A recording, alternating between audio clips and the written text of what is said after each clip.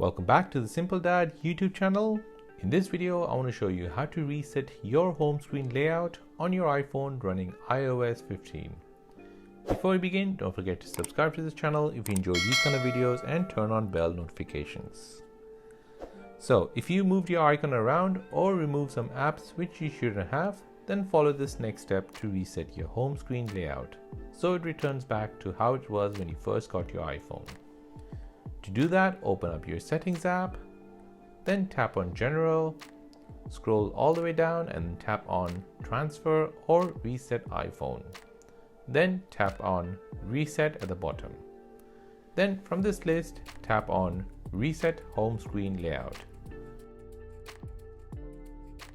Now confirm it one more time, and this time it will reset your home screen layout. Now if you go back to your home screen, you'll see your home screen layout has been reset. Please bear in mind this will remove all your folders and extra pages which you have created. And that is how to reset your home screen layout on your iPhone. If this video helped you out, then please hit the like button and let me know in the comment section down below. Thanks for watching and see you in the next one.